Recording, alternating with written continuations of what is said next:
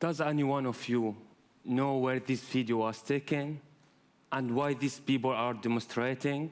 It's from 2013 in Raqqa, Syria, and they are demonstrating against ISIS.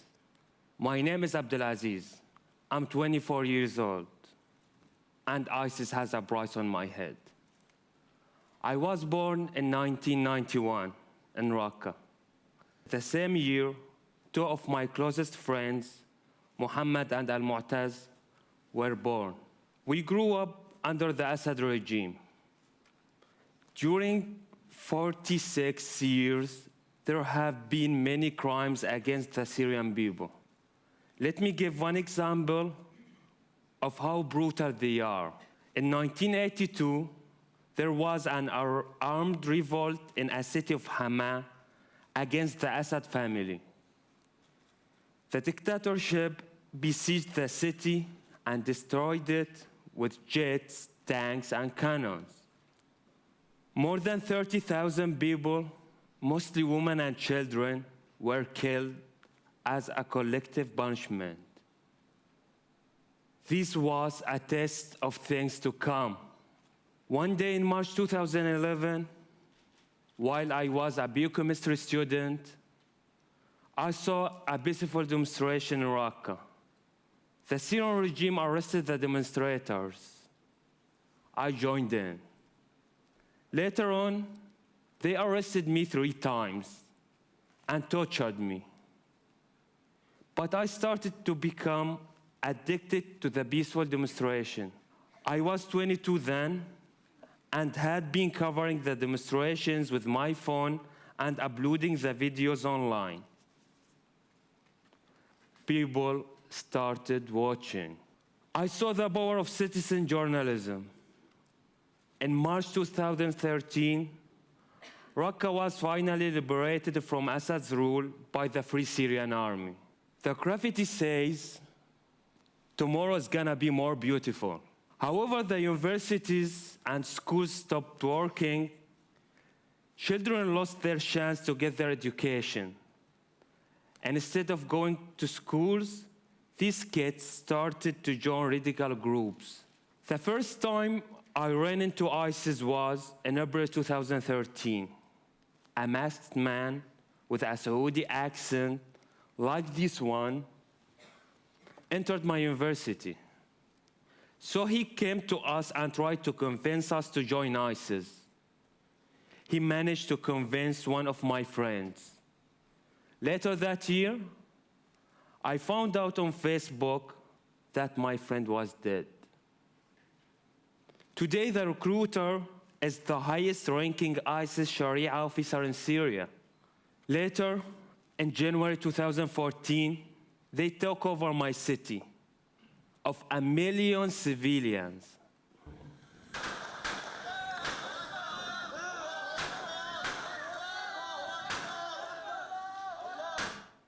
Don't be shocked. This is life under ISIS. We were forced to act.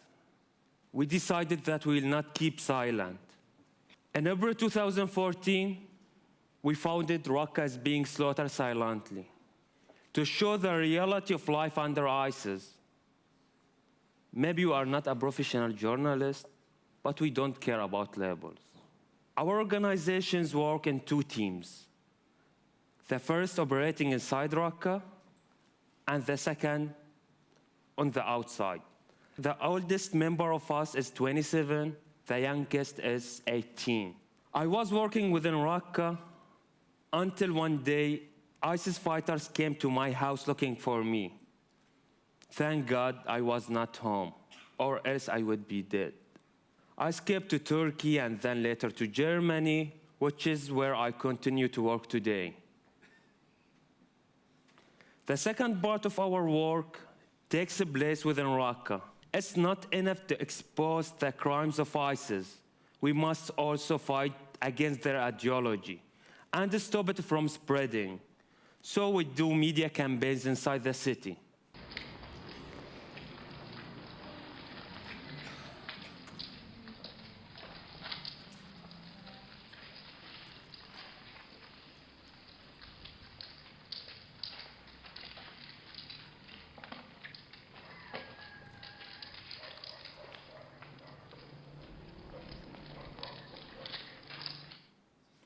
we have a magazine that we spread inside Raqqa.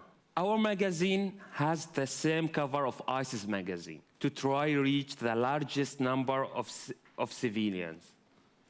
We target children and their parents, so they are aware of the risk of joining ISIS. We write in the local language and our local accent.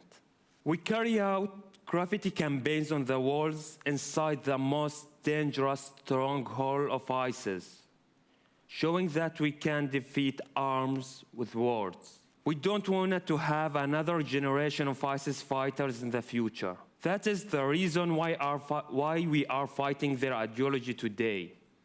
This is the only way to defeat them. My colleagues inside Raqqa are working in secret, and they are using encrypted technology to protect their identities. They are sending videos and photos to us daily. Our team outside is publishing them on social media and our website. We want the people of Raqqa, Syria, and the rest of the world to know what's really going on. Let's go back to this photo. Both of them are supposed to be here with me today. But one was killed by Assad, and the other was assassinated by ISIS. I'm going to take a moment of silence for all my colleagues that we lost.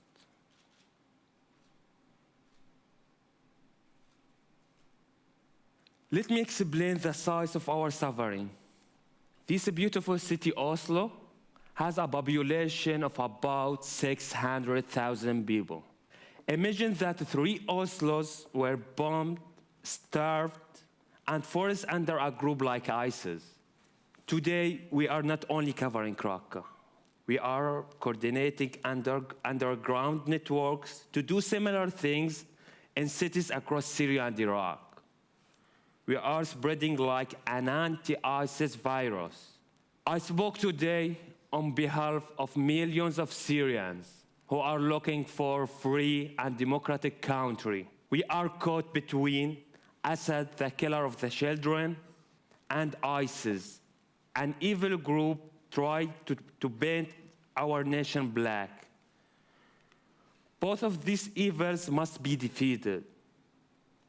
We are wanted by the most dangerous organization in the world, but they are afraid of us too. That is the reason why it's so important to support us and other civil society organizations doing the same work. I'm no different from any one of you. I love my home and have dreams and ambitions of having a family and living happily. It's impossible to explain to you how difficult it is to lose our friends, families, and our city. We have seen so much blood. But no matters what happens, we will continue our fight as long as the Furat River flows. Raqqa is being sold silently, but Raqqa will be free one day. Thank you.